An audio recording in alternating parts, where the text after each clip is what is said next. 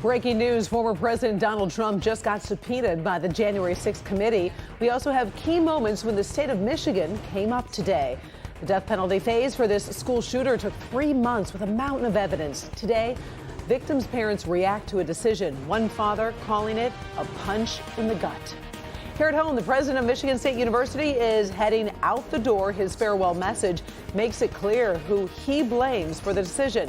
And here is Kim Adams. What a difference 24 hours make. Temperatures are only in the 50s right now. A couple showers up to our north. I'll have your weekend forecast. Looks pretty nice coming up. Local 4 News starts now with a breaking news alert.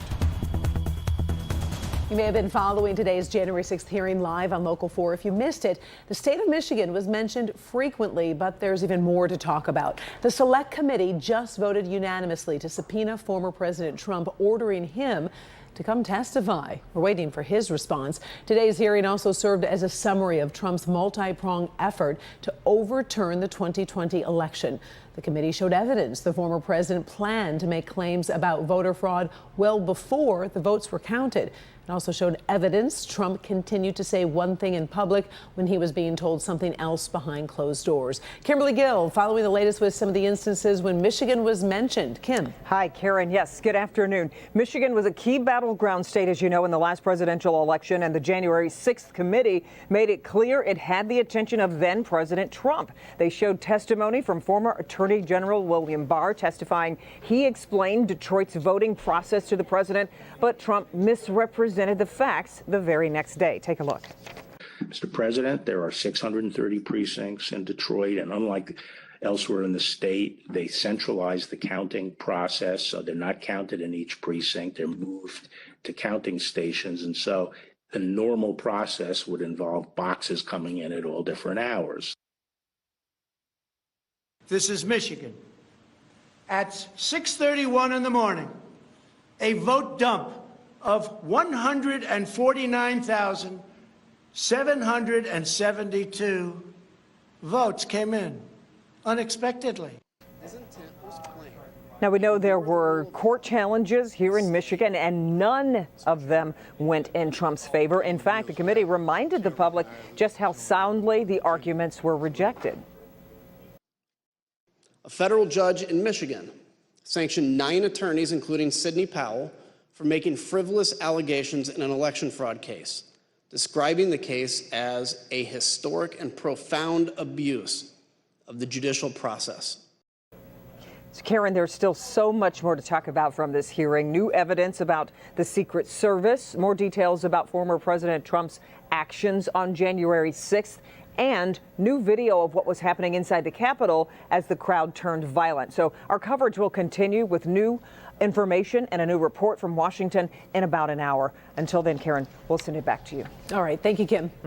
The president of Michigan State University has announced his resignation, ending weeks of speculation. Samuel Stanley was hired to help the school recover from the Larry Nassar sex abuse scandal. It says his relationship with the Board of Trustees has become untenable. Many of you will be profoundly disappointed by this decision.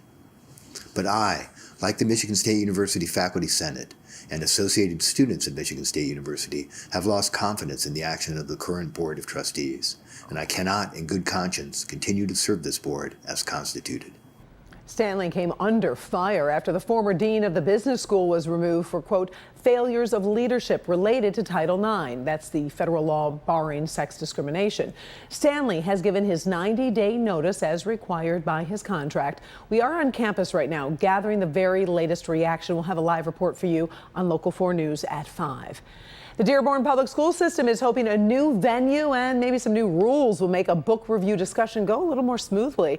Fire marshals had a clear Monday night's board meeting when the oversized crowd got too unruly. Tonight's meeting will be held at Stout Middle School at 7. Attendance will be limited to 675 people. The board asks that no one bring any large posters to the meeting. Anyone who filled out a blue card Monday will get to speak first. Now, given the number of cards on file, public comments could last more than 3 hours. A new book review process comes after some parents raised some questions about books like The Lovely Bones, Push, and Red, White, and Royal Blue. You can see the entire list of titles under discussion at clickondetroit.com. The candidates for governor of Michigan will have their first debate of the 2022 election, and that's going to happen in just a few hours. Democratic Governor Gretchen Whitmer and Republican challenger Tudor Dixon will face off in Grand Rapids. Dixon is a conservative online commentator endorsed by former President Donald Trump. Whitmer is seeking her second term after serving in the state legislature. You can see the debate tonight on clickondetroit.com and Local 4 Plus. It starts at 7 o'clock. Okay, let's take a little peek at the first forecast. Some of you might see some of those scattered showers out there. Meteorologist Kim Adams is standing by with the very latest. Well, we're seeing some scattered showers, but also some sunshine as well. Most of the rain right now is just off to our north. We'll zoom a little closer here. Flint, Lapeer, Saginaw, and then all the way over into Sandusky. But here in Metro Detroit, we are for the most part dry. We might get a sprinkle or two, but that's going to be about it for the rest of this evening. Temperatures right now are only in the 50s. This same time yesterday, we were in the 70s. 58 at City Airport, a cool 52 in Pontiac. 56 in Ann Arbor and 57 down in Monroe. This is about a 20-degree temperature change in some spots. 17 degrees cooler right now than it was at the same time yesterday in Pontiac. 12 degrees cooler in Mount Clemens and at City Airport. Temperatures will be dropping tonight. By midnight, we're in the mid-40s, and we're not done there. We'll go down into the 30s later on tonight. I'll have a look at your weekend forecast in just a few minutes. All right. Thank you, Kim. In other news today, Florida school shooter Nicholas Cruz has avoided the death penalty for killing 17 people. The young man, who pleaded guilty to murder after the mass shooting at Parkland High School, is now looking at life in prison without parole. Today, a jury made that recommendation after a penalty phase trial that took 3 months. The judge is required to follow the jury's recommendation, but shooting survivors and relatives of victims will get their say in court. Some are already talking about their disappointment. 17 beautiful lives were cut short by murder. Heinous, pre-planned, torturous murder. And the monster that killed them gets to live another day. Cruz will be back in court November 1st when the families and survivors will get their chance to address the court, and the judge will make that sentence official. Well, we already know inflation has taken a bite out of everyone's household budget. Now we are getting some new numbers showing how big that bite has become. Consumer prices rose 8.2% in September compared to a year ago. That is down from the peak of around 9% in June, but still running high. Core inflation, which excludes food and energy, jumped 6.6%. That's the biggest increase in 40 years. Those numbers are a sign the Federal Reserve is likely to keep raising interest rates aggressively as it tries to bring inflation down. Now, at first, investors were not happy about those numbers. Dow Jones dropped more than 500 points, but take a look at this. The markets then did a big swing in the other direction. We do know there are concerns about a recession following more interest rate hikes, but right now, the Dow is up 827 points as the markets close this afternoon. What a roller coaster ride.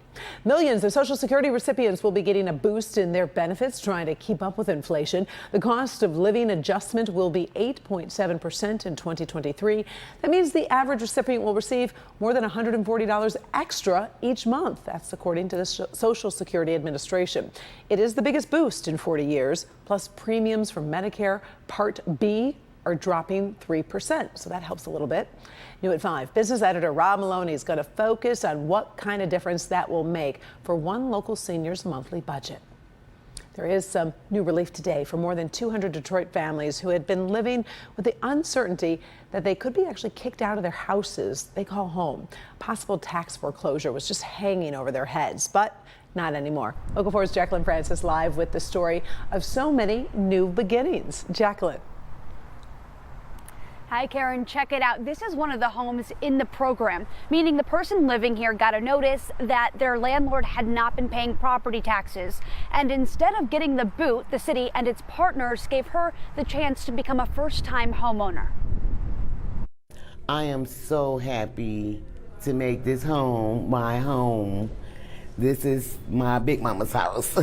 From longtime renter to first-time homeowner, Barbara Sledge's story started with a foreclosure notice. Her landlord years behind on property taxes. I was really afraid that I'm about to be put out of this house, and I had invested so much in the home already, and was really kind of shocked that it was going up for foreclosure because it's such a nice house to lose. The landlord's loss was her gain thanks to the Make It Home program. Supported by the Rocket Community Fund and United Community Housing Coalition, the program allows Detroiters whose landlords fail to pay property taxes to not only stay in their home, but gives them the chance to own it. I've been in many of these homes, and to listen to children say, "Mom, you mean we're not going to have to move again?" And have the mom say very proudly, "We're never moving again, we own this house." That's happened more than 1,300 times as a result of this program. Barbara Sledge can speak firsthand to the success of the program. I went through the steps of taking the classes and, of course, saving my money to make sure I had the money to pay for the house, and went from there. And it kind of put a sense of relief on me. Speaking of relief, they announced today the expansion of the Make It Home repair program, which helps residents address repairs that often went unattended to under the previous landlord. Reporting live in Detroit, I'm Jacqueline Francis, Local 4. Oh, what a great story to share. We appreciate it. Thank you, Jacqueline.